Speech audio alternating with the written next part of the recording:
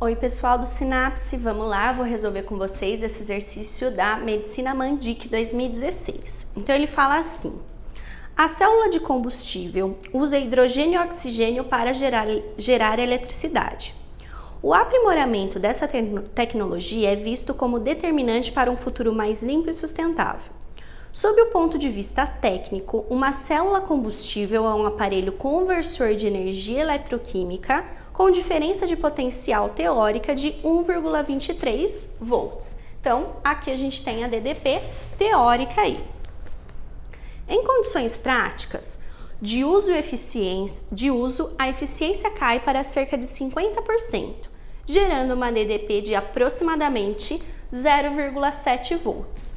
O que eu quero que vocês vejam é que mesmo a gente tendo na prática uma diminuição aí dessa diferença de potencial, ela continua positiva. E esse valor positivo indica que a nossa reação ela ocorre de forma espontânea, ou seja, eu vou ter a reação química para poder gerar corrente elétrica. O esquema representa uma célula de combustível, destacando aspectos de seu funcionamento. Com base no esquema, é possível afirmar que na célula de combustível, então ele deu aqui pra gente as principais representações dessa pilha. Antes da gente ler as alternativas, vamos completar algumas coisas para a gente entender melhor o funcionamento dela. Então, o que eu tenho? Ele deu pra gente aqui, desse lado como ânodo e desse lado como o cátodo. O que a gente tem que lembrar? Em uma pilha, em uma célula aí que é espontânea, que o ânodo vai corresponder ao polo negativo e o cátodo ou cátodo, o nosso polo positivo. Todas as vezes que a gente estiver falando de uma célula eletroquímica, seja espontânea ou não espontânea, para ficar mais fácil da gente lembrar onde eu tenho a oxidação e onde eu tenho a redução, a gente sempre lembra do CRAL. No cátodo eu sempre vou ter redução e no ânodo sempre a oxidação. O sentido dos elétrons é sempre da oxidação para a redução, então sempre do ânodo para o cátodo, certo? Agora, vamos ver o que ele fala em cada uma das alternativas. A. O circuito elétrico se fecha dentro da própria célula. O que a gente tem que ver? Em uma pilha, a gente tem que ter tanto o circuito fechado em relação aos íons, que está relacionado aqui com o nosso eletrólito, quanto eu tenho que conectar os nossos eletrodos, ou seja, o polo negativo e o polo positivo, por um fio condutor. Se a gente for observar, nessa pilha, o fio condutor aqui que possibilita a passagem dos elétrons não está dentro da pilha, ele está apenas conectando aqui os nossos polos do lado exterior. Então a letra A está errada por causa disso, a gente não fecha o circuito elétrico dentro aí da célula. Letra B. Ao final do processo, o produto final é H+ aquoso. O que a gente tem que olhar?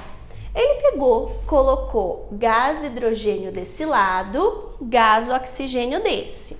Então, a gente vai ter lá o gás hidrogênio reagindo com o gás oxigênio. Nessa reação, o que vai acontecer? O hidrogênio ele vai perder elétrons e se transformar aqui no H+. O oxigênio vai ganhar esses elétrons e vai se transformar no O2-, que a gente vai ter a formação de água. Quando a gente pega e olha para essa reação, o H+ ele é apenas um produto intermediário. O nosso produto final é a água. Esse oxigênio que está saindo aqui, esse hidrogênio que está saindo aqui, seriam aí as quantidades em excesso dos nossos reagentes. Mas esse daqui e esse são os meus produtos iniciais e a gente tem a formação de água. Então o produto final vai ser o H+? Não, o H+ ele é intermediário. Então essa daí tá errada. Letra C. a temperatura dos gases é indicada pelo tamanho das setas de entrada e saída de H2 e O2. Não, no entanto que se a gente pegar aí, o tamanho dessas setas estaria mais relacionado com as quantidades do que com a temperatura. Ele teria que fornecer as temperaturas aí para vocês. D. O eletrólito impede a movimentação de íons dentro do sistema. Exatamente o contrário. Se a gente não tiver a presença do eletrólito que vai fornecer íons para equilibrar o nosso sistema, a pilha não funciona. A gente tem que tanto fechar o circuito de elétrons quanto o circuito de íons. Então, eu preciso de uma substância que forneça íons dispersos. E a última, o processo envolve a oxidação do H2 e a redução do O2. Vamos pegar e olhar aqui na nossa equação geral como que ficou a variação do número de oxidação. O hidrogênio, substância simples NOx 0, oxigênio, substância simples NOx 0, o hidrogênio quando está ligado com alguém mais 1 e o oxigênio menos 2. O que aconteceu? O hidrogênio ele foi de 0 para mais 1, a gente teve aí aumento do número de oxidação, então quer dizer que ele perdeu elétrons, ele sofreu oxidação. Já o oxigênio, ele foi de 0 para menos 2, ou seja, eu tive diminuição do NOx. Quer dizer que ele ganhou elétrons, sofrendo aí redução.